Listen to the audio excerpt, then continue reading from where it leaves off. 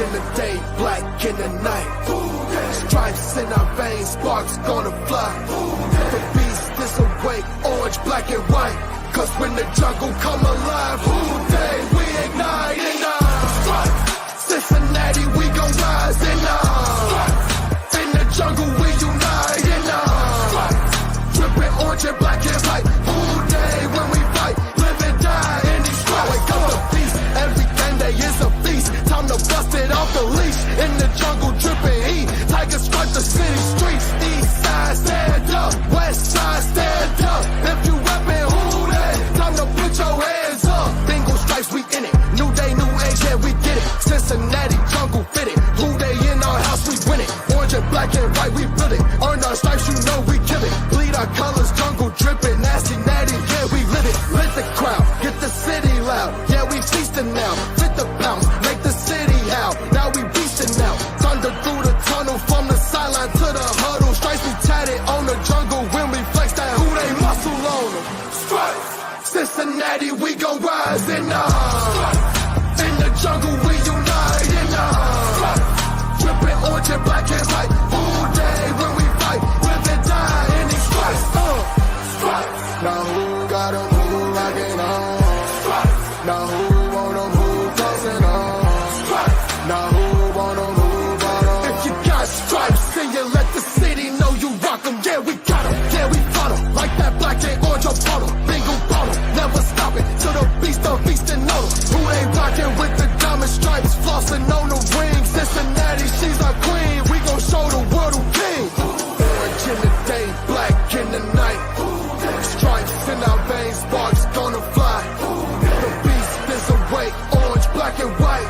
Cause when the jungle come alive, who day we ignite and Hey guys, what's going on? Welcome to the show. This is Sports with Strawberry Ice. I'm your host, the Iceman, Jeff Trunapole. And as always, I'm bringing you sports from a West Side point of view right here in the great city of Cincinnati, Ohio, home of the back-to-back AFC North champions and home of Tanner Hudson, who got elevated today. Yeah, I'm a little excited. What's going on? Hey, do me a favor. If you found the show, hit that like and subscribe button. Smash that thumbs up. You guys are awesome. I'm up to 4,000. Where is it at here? 4,000. Excuse me, not 4,000. Which is 4,000? 2,419 subscribers. 4,000 would be awesome. So tell your friends, tell your neighbors to subscribe so I get to 4,000. I appreciate every single one of you guys. Now, we're doing in the YouTube chat crew, we're doing super chats. So if you got a question that you would like to ask Dallas from the Pro Football Network, or you just want to support the show, give me a super chat. I would greatly appreciate it. Or you want to tell me how excited you are that Tanner Hudson is the tight end, like I am, give me a super chat. And as always, I'm coming to you live from this glorious place down here. It's the Ice Cave. The Ice Cave is brought to you by T Properties. T Properties, quality housing for quality people. Check out their website at www.tpropertiesllc.com for all your rental property management needs and your rental needs. And you know it, we hit the jackpot when we drafted Joe Burrow.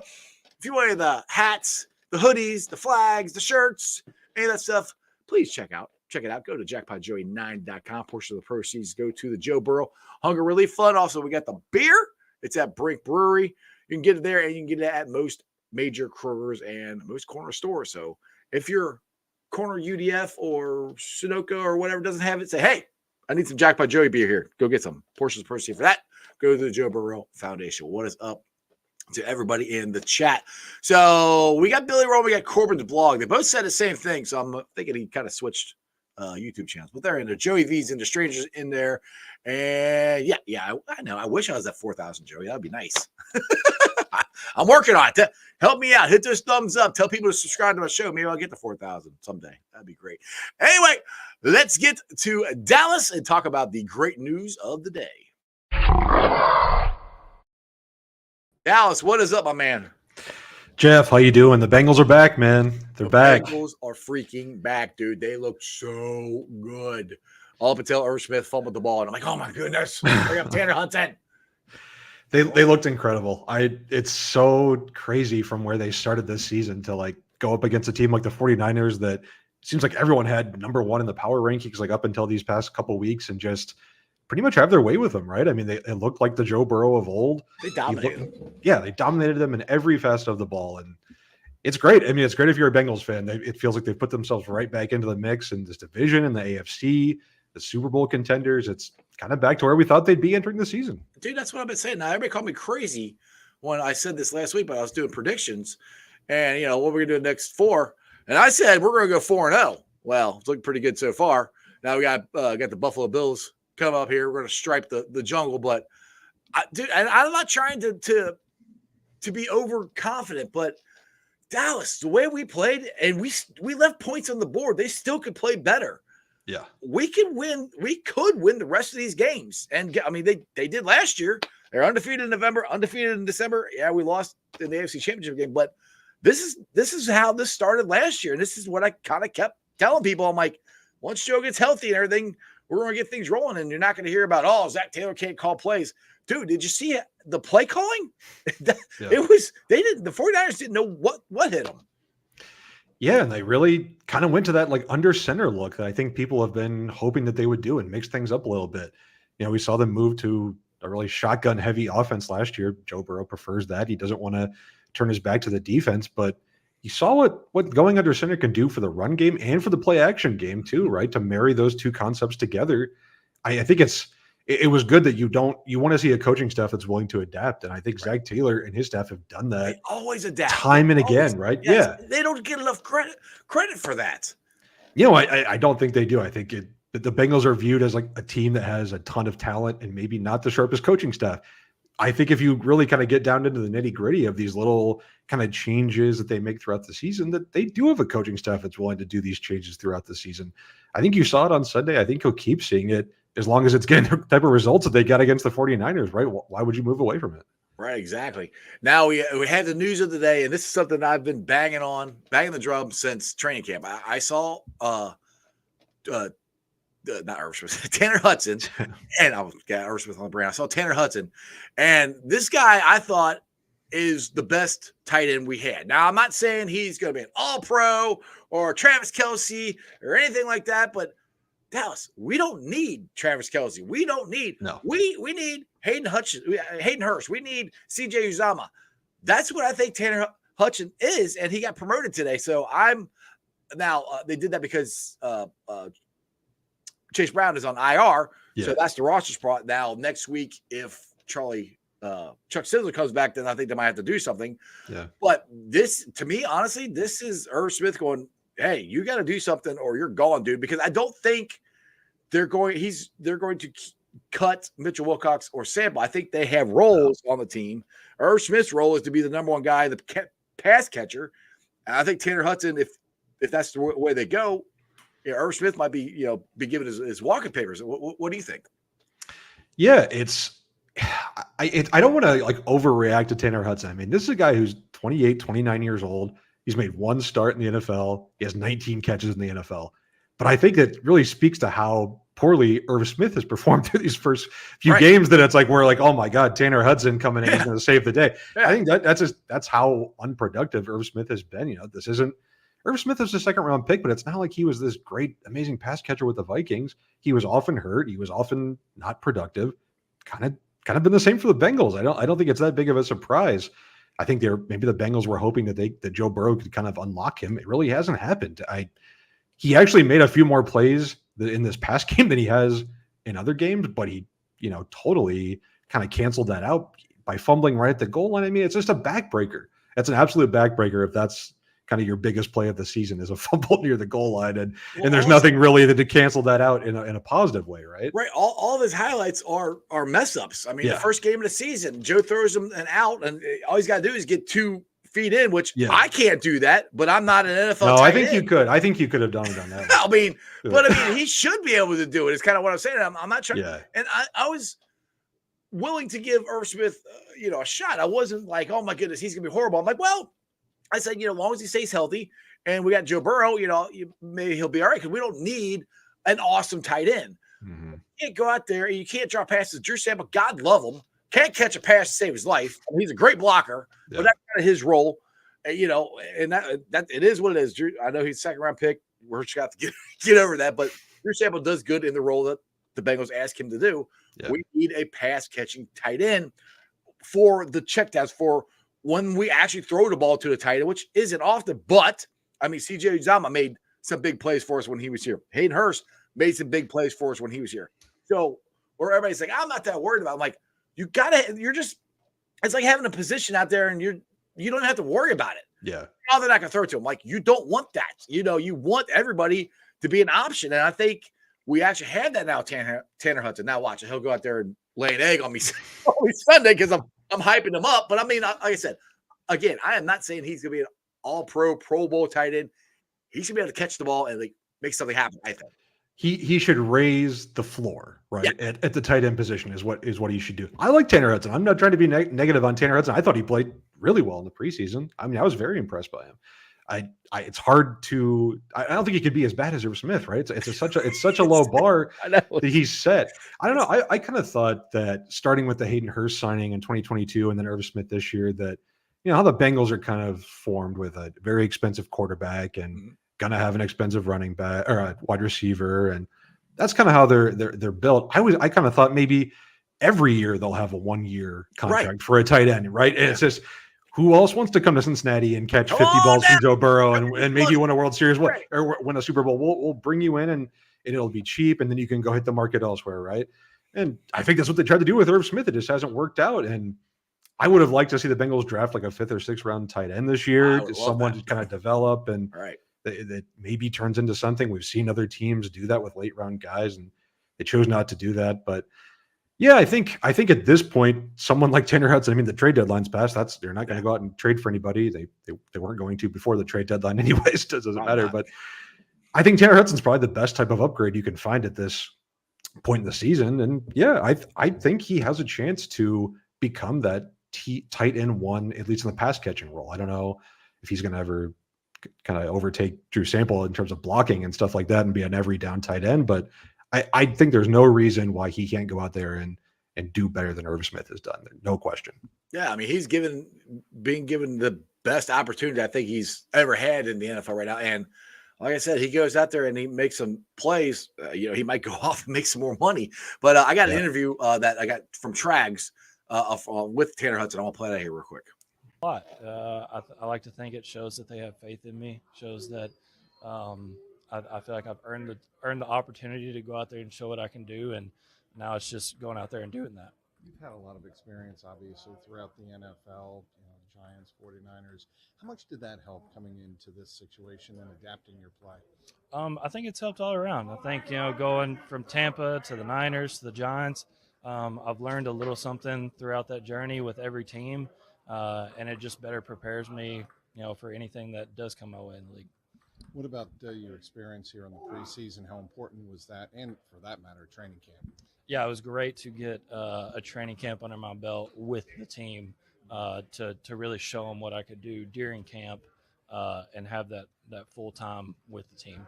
What impresses you? I know this may sound kind of surreal or absurd, but what impresses you the most about playing with a quarterback like Joe Burrow? It's really, I don't even know the words to describe it. He's extremely talented. He has such a great feel for where the ball needs to go, the timing of it, when he needs to leave, the feel of all the routes coming out.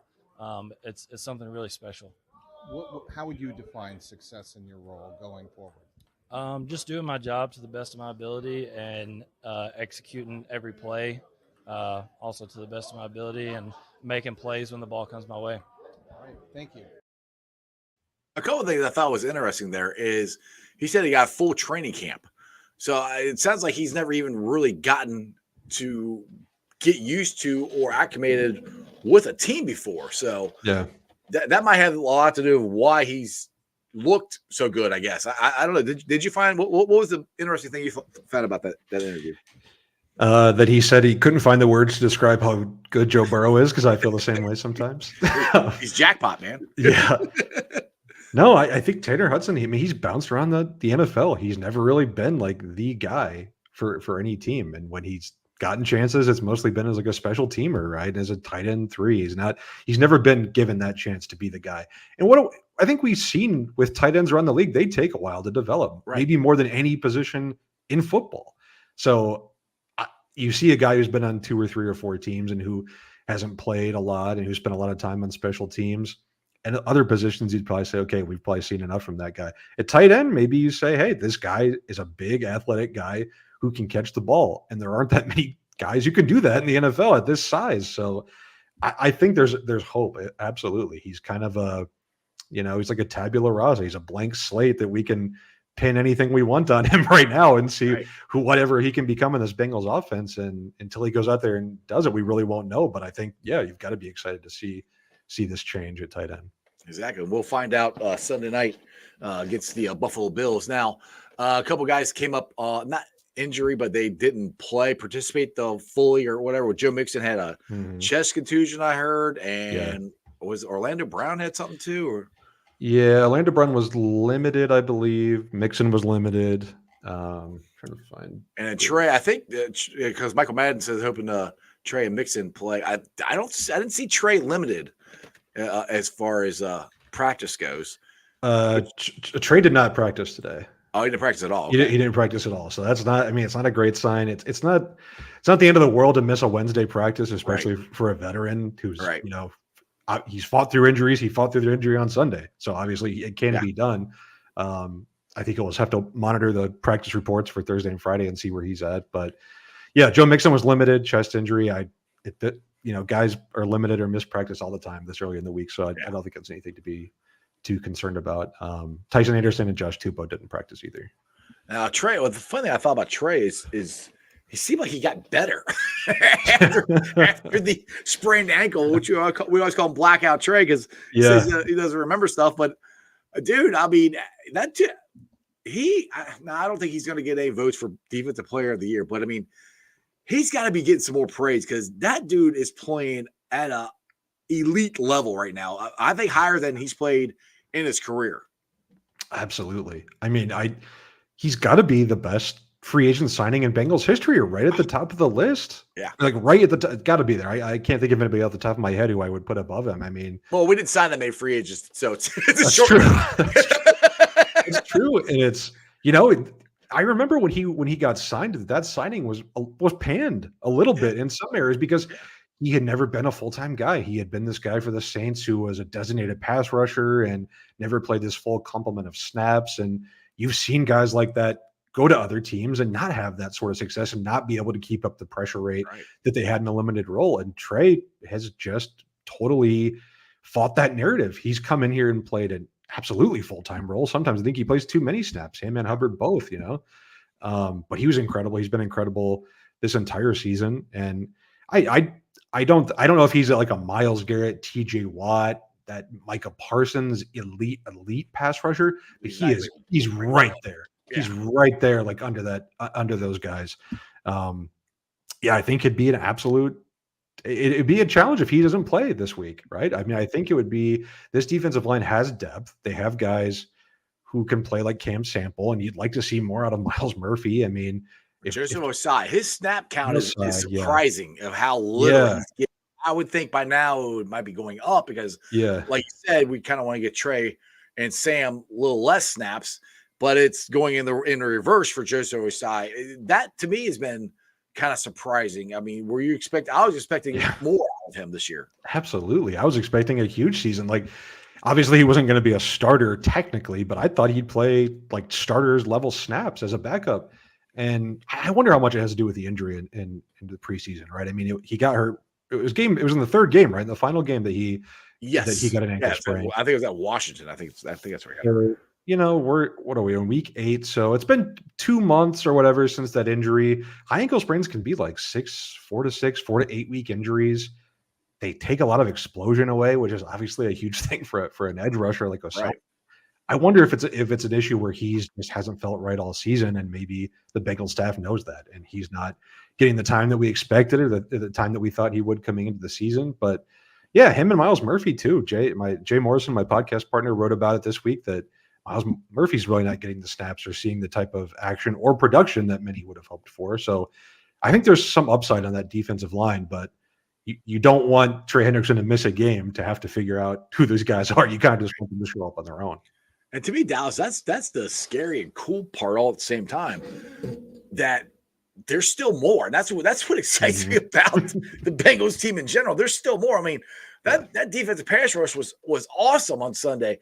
You start getting Joseph Osai to get and play where he can, and hopefully Miles Murphy start playing where we think he can, Mhm. dude, this that's where I'm like, we can Yeah. win the rest of these. There's so much more out there that this team still has because we're just not at the first game that the Bengals were able to go under center. And one thing that I really liked, like, okay, last year, seemed like every time they went under center, they ran the ball. Mhm. They didn't do that Sunday. That whole handoff to TB was awesome. That confused the crap out of me. I'm like, I thought the running back had it. All of a sudden, TB's running for a first down. I'm like, that was such a well-designed, and Joe executed it perfectly. For a guy who doesn't like play action or turn his back to the defense line, he did that pretty dang good. He looked like Boomer Esiason because he was the best play action quarterback. Just saying.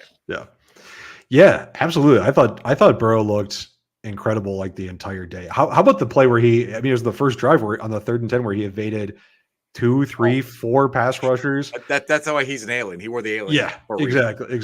It hit that pass to T. Higgins. It's like, okay, if you didn't believe Joe Burrow was back yet, after that play, especially on 3rd down on the first drive, like he's back. It was great to see. It felt, I think we talked about it before, Jeff. Like we wanted to see a game like this where it would just like wash over you, and everything would just feel like it used to, and it really did. It really did. Jamar Chase. What a nice stat line, 10 for 101 for 100 yards and 1 touchdown. Like, so what a great stat line that was. I think they can get the rushing game going. I really do. If they move more to under center, and Mixon does better. He does. He really does. He looked better. I mean, he looked like, Mixon 2 or 3 years ago. Yeah. And Dallas, that offensive line played awesome because there was one run, and I'm going to steal Pat McAfee, but there was a huge gaping hole. I mean, I could have walked through it. It was so huge. It was off to the right-hand side, and he just went right through it. I'm like, yes, like, this is what we've been waiting for. Yeah. And in pass protection, too. I mean, you're going up against Nick Bosa, Javon Hargrave, Eric Armstead, like Randy Gregory. I mean, they just got Chase Young. They didn't have him against the Bengals, obviously. Yeah. But I mean, my concern going into this game was like, is Hargrave going to be in Joe Burrow's lap just all game? And that did not happen. That didn't happen. And we've seen the Bengals offensive line in a few previous games have trouble with defensive line stunts and twists, and other games it looked like they kind of got confused by these types of things. Not an issue against the 49ers. I thought the offensive line played really well. Just going back to running back for 1 second. Are you surprised that I didn't think they would make a trade at all? Like just point blank. I was kind of hoping they would because things have changed, and since Chase Brown did get injured, that's one I thought if they were going to, that might be it. But no, I'm not surprised. I thought the Chase Brown thing, with him being out for at least 4 games, I thought maybe this would be the time that they'd go get a running back. Maybe they'd go get Samaje Perine or something like that. But they didn't, and I don't know. They seem to have a lot of faith in Joe Mixon kind of carrying the load because Trevion Williams and Chris Evans really aren't getting many opportunities. So it's kind of Joe Mixon or bust right now. And I think he still has a little bit of burst left. I mean, I think we've seen it at points during this season. I know he's older for a running back, but if this offensive line can keep creating those holes, I think he's got enough left, at least for this season, to where he can be a starting caliber running back. And I think you saw that on Sunday. And now I can honestly say this is the best offensive line Joe Mixon's ever ran. Definitely.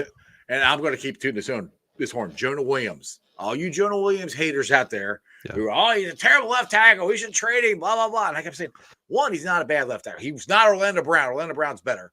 Yeah. And I kept saying he might be a better right tackle. And I, by no means, am any expert of anything. I'm just a fan. But daggone, he's playing pretty darn good. And I think it's not just me, but other Bengal fans like, hey, we might want to re-sign Jonah Williams, right tackle, keep this line together.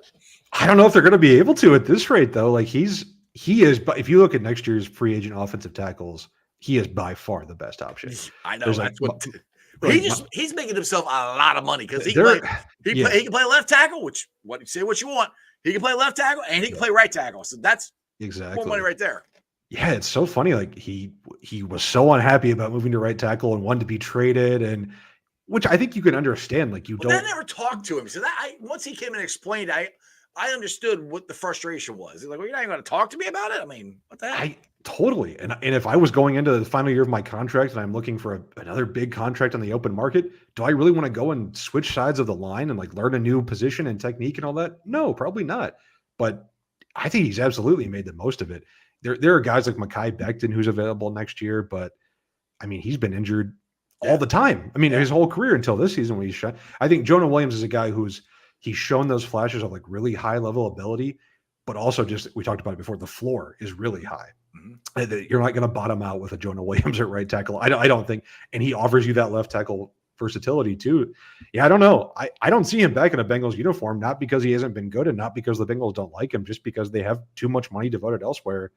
I think right tackle is a place where you can find guys for cheaper or maybe even in the middle rounds. And I think they're going to have to say goodbye to Jonah, and good for him. Good for him. He's going to get paid elsewhere. I hope not, but it looks like that. And the Rainmaker here's got a good point. He said Jonah played injured every year. He was much better than his stats. And that's, I kind of kept saying that too. Like, dude is a beast. He literally dislocated both his kneecaps in a game. One of them, he spun it back around and popped it in and went back and played. I'm like, I know.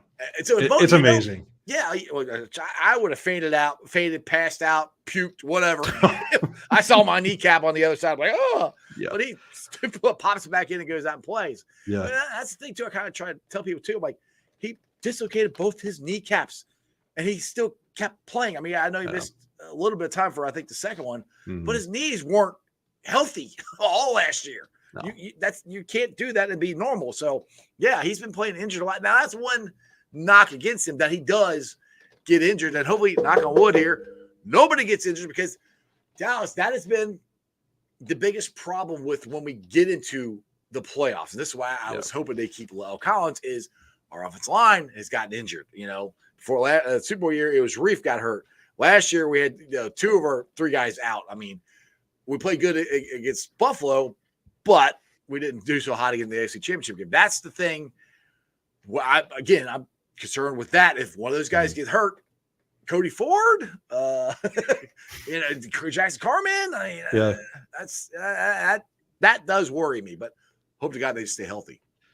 Yeah, I mean, I think having a lack of offensive line depth is not a unique Bengals concern. This is like every team in the NFL wants more offensive linemen. I mean, guys who are that big, who can move like that, who can block like that. Not normal. and are smart enough to handle it. It's not. There's a limited amount of people that can play these roles. So I don't know. I mean, Cody Ford was okay when he came in and played left tackle earlier this year, and it was the first time he'd ever played left tackle in the NFL. Were you surprised that they had him come off at left tackle? Because I was shocked. I'm like, I thought it was going to be a Kiba Denji or Jackson Carman. Or not Denji. I mean, Deontay Smith. Yeah, I don't remember. Deontay Smith might have been inactive in that game. He was. I don't recall, but I would have thought Jackson Carman for sure. Yeah, it was surprising. It definitely was. But I think he kind of held up, which was kind of surprising. Yeah, I don't know if Joe trusted him as much over there, but maybe not. Yeah, I don't know. We saw a guy like Ezra Cleveland from the Vikings get traded yesterday to Jacksonville. And, again, I don't think the Bengals were going to do anything, but that's another interesting one. It only cost them a 6th-round pick, and he could start for Jacksonville, but he might also just be like an overqualified backup, which Bengals haven't had a lot of overqualified backups in recent years. They've been barely getting buys. Yeah, I think you've got to like the first-string offensive line, how they're playing right now. Oh, absolutely. Yeah, if there's an injury, I think it could be a question. We've already seen it pop up with Orlando Brown, and yeah, the Bengals, for the most part, obviously Joe Burrow's injury really affected the start of the season, but for the most part, they've gotten pretty lucky this year in terms of health.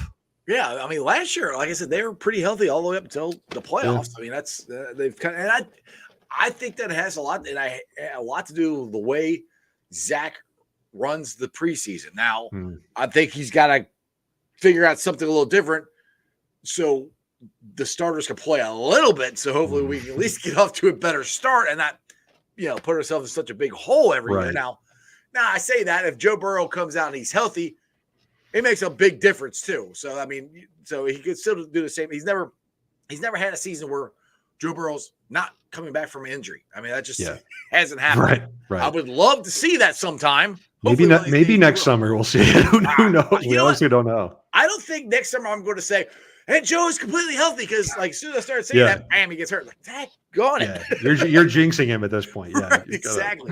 Now there's another depth piece that I can't wait to see. And Michael Madden says here is, can't wait for Chuck Sizzle to return. I heard maybe next week. I think is he available to come off? Is it this? I thought he's available to come off this week. I thought this week was The fourth week, because I didn't realize the bye week doesn't count, which I think's ridiculous. No, it's 4 games. It's not 4 weeks. Yeah. I think I'm not sure. Did he miss week 4? I can't remember. I thought it was the week after the 49ers game he could come back. I thought I could be wrong on that. I think you're right. Our lads has him as going out in week 4, but I don't know if that means he played week 4 or not. So it might be this week or it might be the week after, but it should be soon. Yeah, I'm excited. I think, man, he's the only one that punt return really got things going early in the season when they couldn't do anything else on offense. And we kind of saw the dynamic ability he has. And we've seen them use Yoshivas too, right? I mean, he scored another touchdown this week. I think it's interesting that they're kind of getting these younger players involved. You would think when you have T. Higgins and Jamar Chase and Tyler Boyd, like, where are these guys going to play? How will they ever get a snap? But they're working them in. Right. Using someone like Yoshivas, his athleticism and size in the red zone, like, that's exactly what you want, right? So exactly. I mean, we got 2 guys like that. You have T and Yoshi on both of them on each end of the end zone. Just throw it up to them. Yeah, exactly. Why not? It's easy. Yeah. Yeah, I'm curious to see if they can do something more like that with Charlie Jones as the season goes along. I don't think he's going to be like an end zone target, obviously, at his size, but there are things you can do. Maybe some of the, like you mentioned, the Tyler Boyd kind of end around run. Charlie Jones can do that. I think we know that. Oh, absolutely. So I'm interested to see how he can kind of mix into the offense for the rest of the year. Definitely. Yeah, exactly. And watching Charlie Jones return punts, I got a feeling of, ooh, this could be good. You get excited. Mm-hmm. I haven't had that since Pac-Man. Pac-Man was like, all right, dude's crazy, dude's fast. Who knows what Pac's going to do? He can do something. And I got that same feeling when Charlie Jones started returning punts, because before, for years, we're like, just catch it. Just catch it. Just don't mess this up. Yeah. Don't mess it up. Just catch it. Now, like, catch it and go. Yeah. And I mean, Charlie Jones already has a punt return for a touchdown. So, I mean, that's I keep going. That's the thing, Dallas. There are still, as Tyler Boyd said, there's still levels to where this team can get to, not only offensively, but defensively. That's why I'm like, people are starting to talk about the Bengals, but if you really look at what this team could still get to, NFL should be really, really freaking scared. Yeah. Think about the safety group, too. I mean, these guys are playing together for the first time ever. Dax Hill is starting and playing NFL action for the first time ever. He's essentially a rookie. Nick Scott has 1 season of starting experience coming into this year. They think about how much communication they have to go through. That's why the first, I mean, even if Joe Burrow had been healthy, it's like, the first month of the season is almost like an extended training camp to preseason at this point for teams. If you look around the league, it's like you're just kind of figuring what works, what doesn't. Nobody really plays things. Yeah. I mean, we really don't, but other teams don't play them not like they used to. Yeah. Yeah. So, now that the Bengals are at kind of the midway point of the season here, it's like, you're starting to see some of these pieces really mesh together. And it's starting to feel much more cohesive. And Joe Burrow's health, obviously is the kind of the factor that washes down over everything else and makes everything else feel right. But there are all these little pieces. The offensive line is really meshing together, and feels like the secondary is really coming together. The linebackers, I mean, both of them with an interception.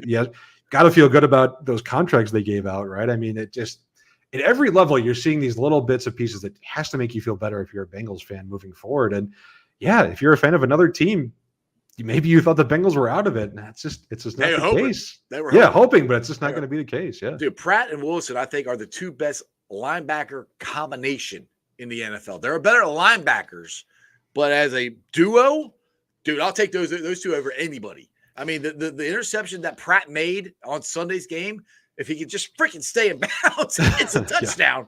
I'm like, and Logan Wilson, I think he's got 10 interceptions throughout his career. That's, I think, the most, or tied for the most, for a guy his age, for in where he's at in his career. I mean, those are really good sets. Because I mean, it wasn't that long ago we're like, oh my God, our linebacking core sucks.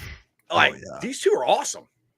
Yeah, they're great. And I think you can argue for hours and days whether it's worth it to pay linebackers, right? I've had those conversations. I think that Bengals got really good deals on both these players. It's not like the Chicago Bears went out and signed Tremaine Edmonds from the Bills this offseason and paid him $18 million a year for an off-ball linebacker in 2023. Mm-hmm. That's the type of deal you can criticize. The Bengals are paying Jermaine Pratt 6, 7, Logan Wilson 7, 8, something like that. I mean, it's both. I was too. I think at that rate, these guys are playmakers. It's not just it's they're down consistency is one thing, but in today's NFL, where it's all explosive plays and limiting explosive plays, you've got to be able to take the ball away and make these big plays on defense. And these guys it just seems like they're always around the ball. They're always kind of in that right spot. They're always there, able to tip a pass or recover a fumble or whatever it is. They're always kind of in the right spot. And that's exactly what you want to see from your linebackers, right? Especially someone like Pratt, who is, always wanted to be this 3-down linebacker and never really got that chance. And now he's playing every down alongside Logan Wilson. And they look really good. They look really good at that second level. I think you have to be happy with it. Another guy I was ecstatic to see look like his old self, Mike the Hammer Hilton. He looked like the old Mike Hilton. I was concerned about him this year because I'm like, dude, is he losing a step? Is he slowing down? Because he is getting older. And dude, he looked like his old self. I mean, the size for him and how hard he hits people is ridiculous. But I mean, that's another thing that happened Sunday. He's back. So I mean, there's so much good stuff right now. It's not even funny. But I mean, were you surprised to see Mike Hilton make an impact like he did on Sunday? I don't know about surprised because I'm just a massive Mike Hilton fan. I love everything about him. I liked him when he was with the Steelers. I mean, I think he's exactly what you want in a slot corner in terms of that attitude guy who's going to get after it against the run. Yeah, he was incredible. I'm looking at the PFF grades from yesterday's game. He was the top-rated defender of all the defenders. He made the most stops in the run game as well. I mean, he's really getting after it in like every aspect of the game, which is what you want to see. I don't know. I don't know if he's going to be here for the long haul. He signed through 2024, I believe. The Bengals have invested so much in their cornerback groups that I do wonder if he's like a long-term piece or if he's just a guy who will be here through this year. But yeah, he is exactly the kind of guy you want in the middle, especially if you're playing, younger guys on the outside like Cam Taylor-Britt and you're playing DJ Turner at the other side. It's probably good to have a more experienced guy kind of in the middle who knows exactly what he's doing and is always going to be in the right spot.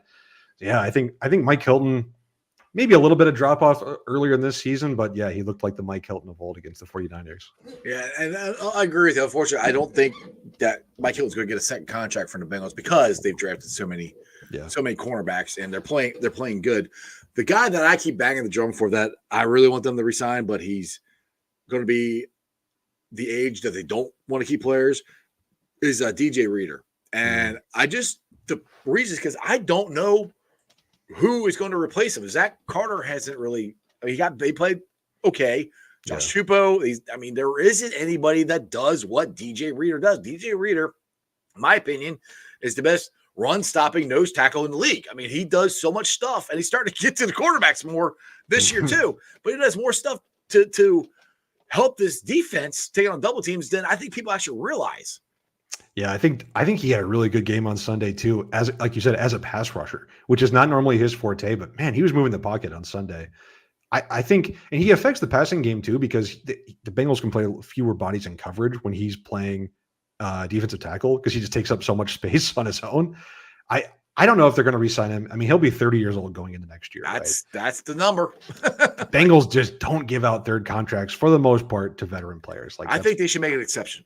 they made an exception kind of with Trey Hendrickson. I mean, giving him an extension. Yeah. I mean, that was what surprised me too. Yeah, that's the reason I thought they drafted Miles Murphy because I didn't think they were going to.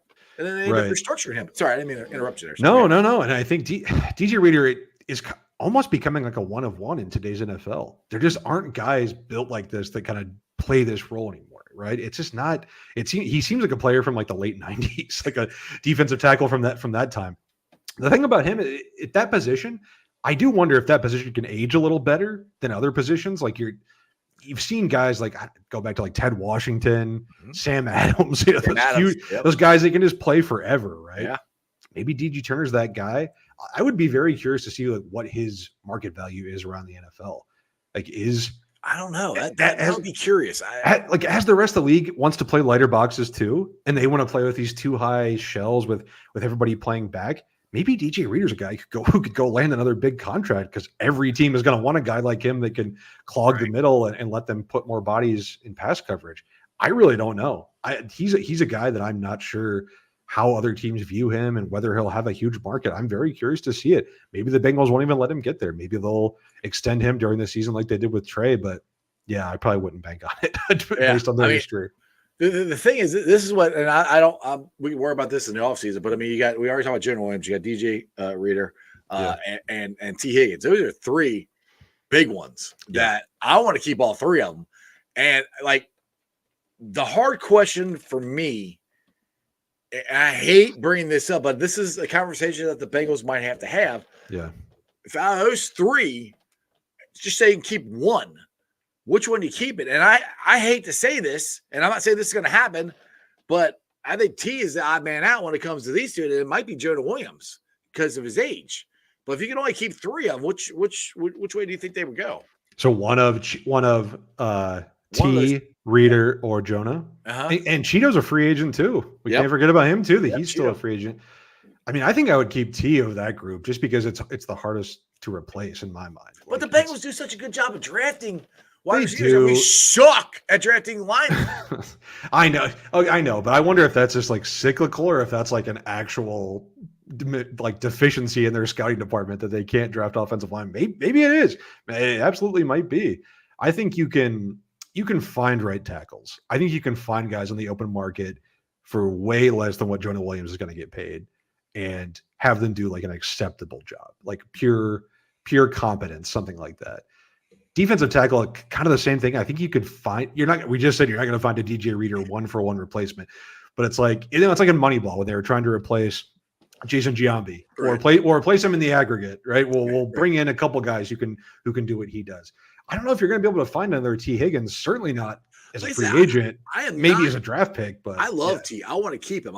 This is just a conversation that we're having here. I'm like, I for everybody out there, don't say Iceman wants to get rid of T. I don't want to get rid of T. I love T. I want to keep all three of them, but I don't know if that's actually in the cards. Yeah, but I mean, I don't know. Honestly, I could see a scenario where they don't keep any of them, right? I mean, what are the percentage on that? I think Jonah Williams definitely will not be back. He's the one I think I would say for sure will not be back. There's too much of a market for offensive linemen.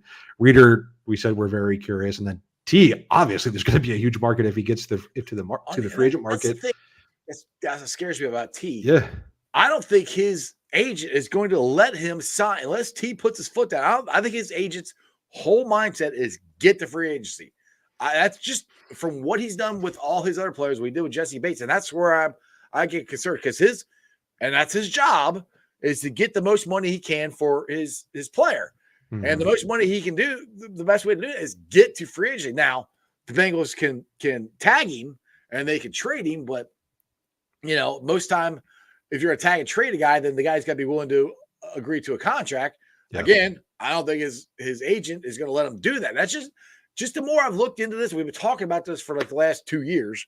We got to sign T, but the more I'm like, I don't think the agent is going to his purpose is to get the free agency. That's where we're not trading him, but I can see us tagging him and keeping him and then maybe possibly let him go after that. But I want to keep him. I just hate his agent. Yeah. Yeah, I saw Diana Brusini from The Athletic reported yesterday that T. Higgins was getting some interest at the trade deadline, but the Bengals are not going to trade him. It's like, well, thank you. That's very obvious. They're obviously not going to trade him. I'm curious to see how it works out because I could see it working out like the Jesse Bates situation, maybe, where the Bengals tag him. He's very unhappy about it. He says he's not going to come in, and at the last second he reports, plays out the season, and hits free agency. Yeah. If I had to put like money on one scenario, that's the game plan I would think is going to happen. That's just how the Bengals operate. They're not going to. Does Mike Brown ever give in on anything? On anybody, on any contract, Carson anything? Palmer retired. No. Yes. Mike Brown will get what he wants, like one way or another. Mike Brown can outlast anyone. Yeah. So I think.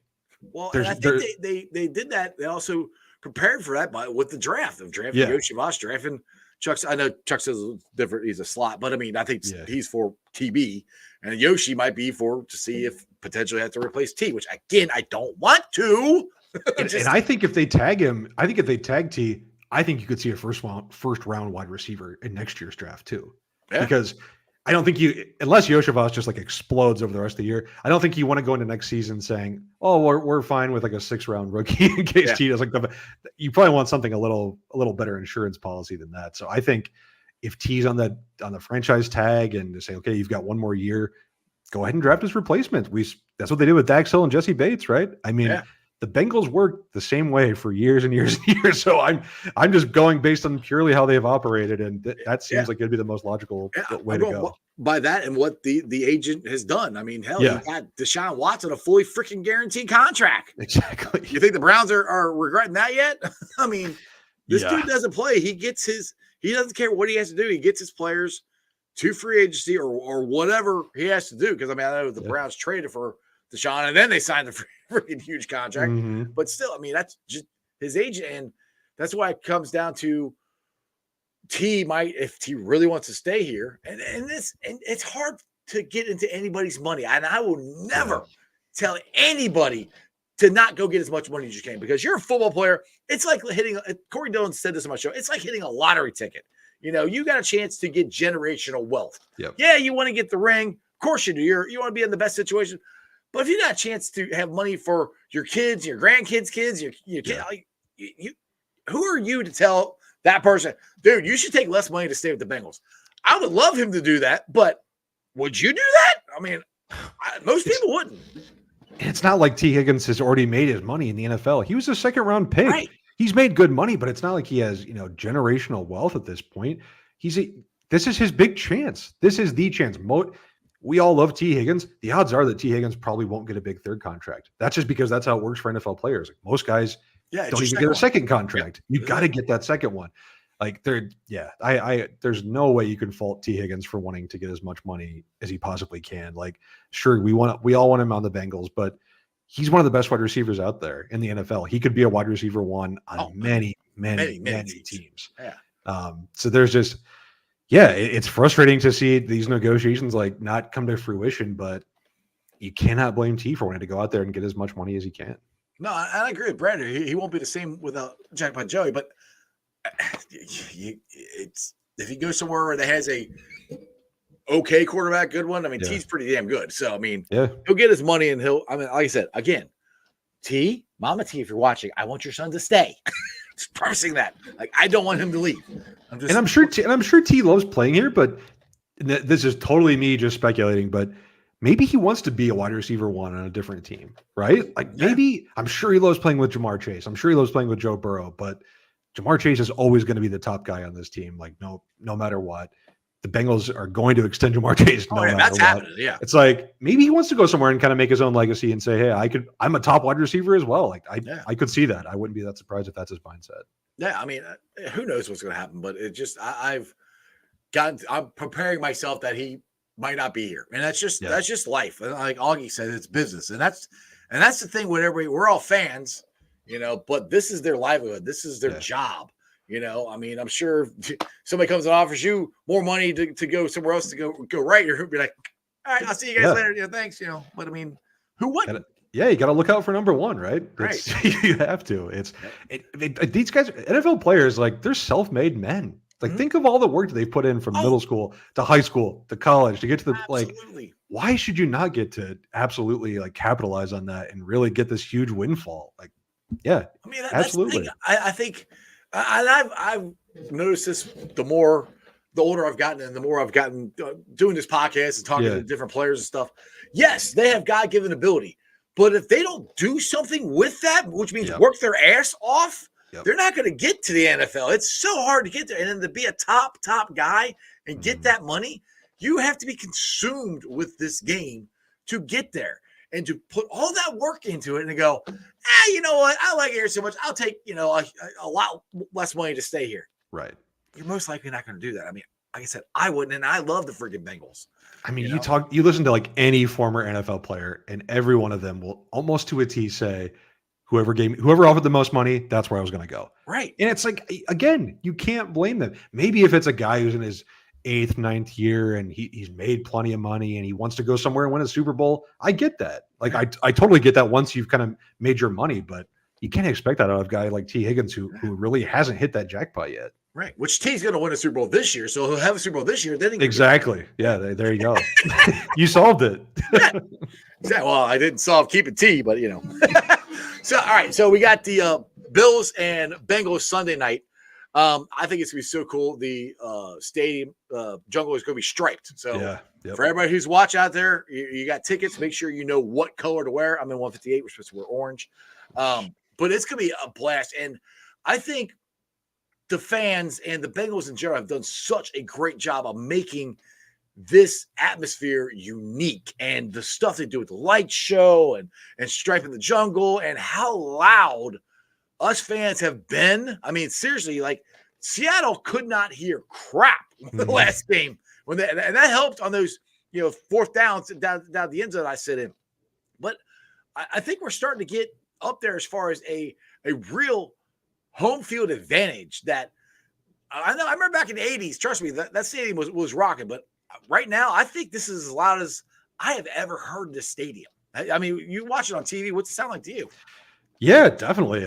I will admit I haven't been to the Bengals stadium in a long, long time. I live in Minnesota, so it's a little bit of a challenge to get there. But yeah, on TV, it sounds amazing. And you can understand why, right? It's how many, I mean, when I lived in Cincinnati, how many losing seasons did the Bengals have to go through and fans have to go through? And not just your run-of-the-mill losing seasons, like laughing stock of the NFL, like 5 losing times. seasons, like constantly getting made fun of losing seasons.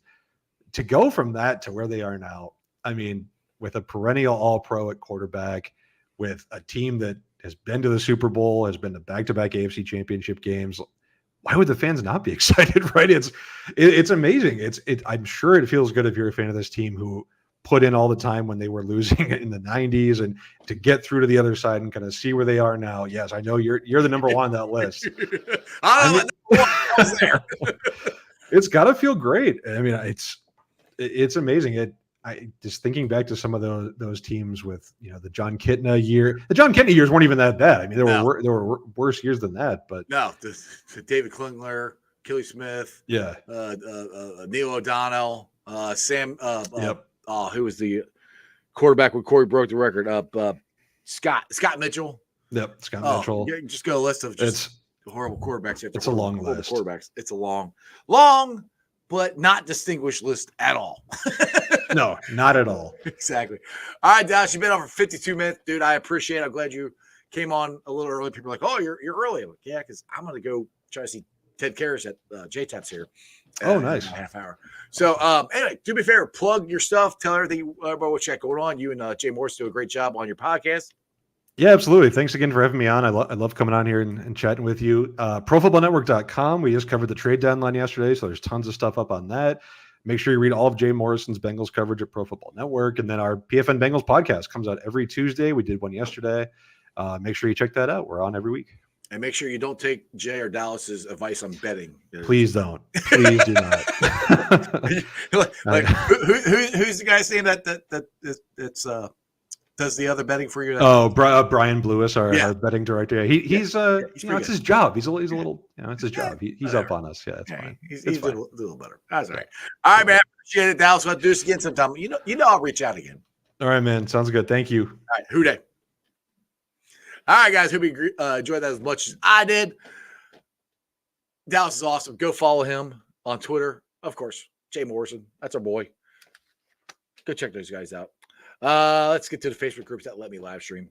And as always, I appreciate every single one of you guys there. Houday Nation, Houday Legion, Bearcat Ruckus, Radical Reds, the Ohio State Bucknuts, the Ice Bar.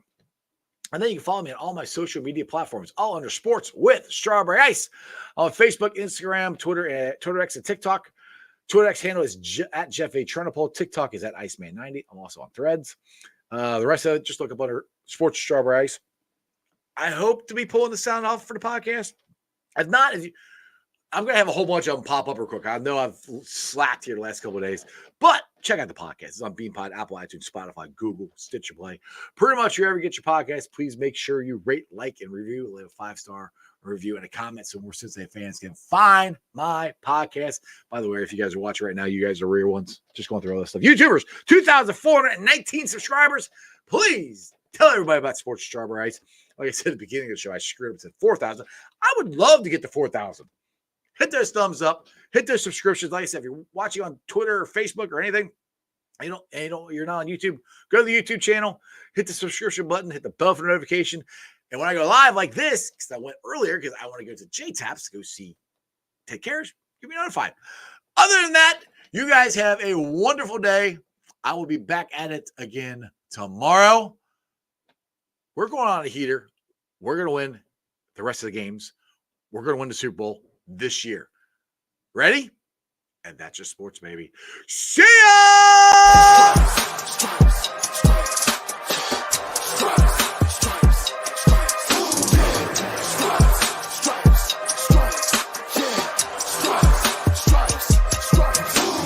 Orange in the day, black in the night.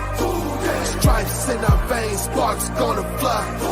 The beast is awake, orange, black and white.